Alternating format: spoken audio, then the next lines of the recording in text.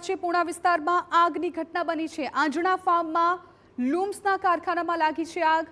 Fire બ્રિગેડની team ઘટનાસ્થળ પર પહોંચી આગ પર કાબુ મેળવવાનો પ્રયાસ। શોર્ટ સર્કિટથી આગ લાગ્યાનું હાલ તો અનુમાન। તો સુરતમાં આંજણા ફાર્મમાં લૂમ્સના કારખાનામાં આગ લાગી છે। સંવાદદાતા બળદેવ સુથાર વધુ જાણકારી આપી રહ્યા છે। બળદેવ, શોર્ટ સર્કિટને કારણે આગ લાગી હોવાની પ્રાથમિક માહિતી મળી રહી છે। શું સ્થિતિ છે અત્યારે? ત્યાં આગ પર કાબુ મેળવાઈ ચૂક્યો છે?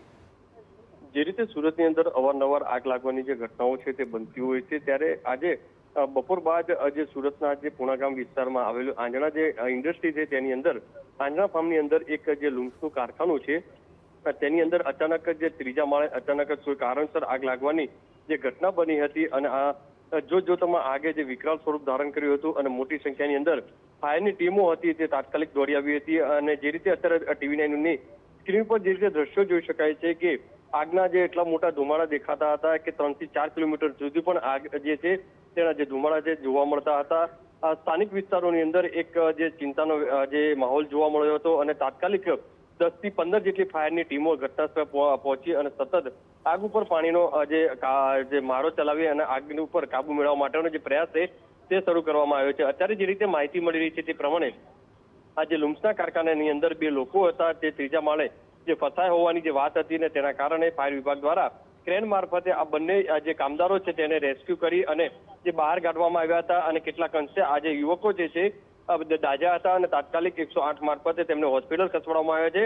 અત્યારે દ્રશ્યોની અંદર જોઈ શકાય છે તે પ્રમાણે કે આ જે બંને યુવકો જે ગંભીર રીતે જે દાઝ્યા હતા। સૌથી મહત્વની વસ્તુ એ છે કે જે આગ લાગી હતી ત્યાં જે ત્રીજો માળ છે તે ક્યાંક ને ક્યાંક પતરાનો જે શેડ બનાવવામાં આવ્યો છે અને સુરતની અંદર જે શેડો જે કારખાના હોય, જે રેસ્ટોરન્ટ હોય છે, જે ગોડાઉનો હોય છે તેની અંદર જે પતરાના જે શેડ બનાવતા હોય છે ને તેના કારણે જ્યારે આગ લાગવાની ઘટના બનતી હોય છે ત્યારે મોટી મુશ્કેલી છે તે ફાયર વિભાગને પડતી હોય છે। તેમાં આ રીતે જ આ દ્રશ્યો જોવા મળ્યા છે। અત્યારે બંને જે કામદારો છે તેમને તાત્કાલિક રેસ્ક્યુ કરી અને જે હોસ્પિટલ ખસેડાયા છે અને ફાયર વિભાગ દ્વારા આગ ઉપર કાબુ મેળવવા માટેનો જે પ્રયાસ છે તે કરવામાં આવી રહ્યો છે। જી બિલકુલ બળદેવ, આભાર સમગ્ર માહિતી બદલ। તો જે કારીગરો ત્યાં હતા એમને તાત્કાલિક અત્યારે સારવાર માટે ખસેડવામાં આવ્યા છે। ફાયરની ટીમ ઘટનાસ્થળ પર ઉપસ્થિત છે અને આગ પર કાબુ મેળવવાના પ્રયત્નો કરી રહી છે।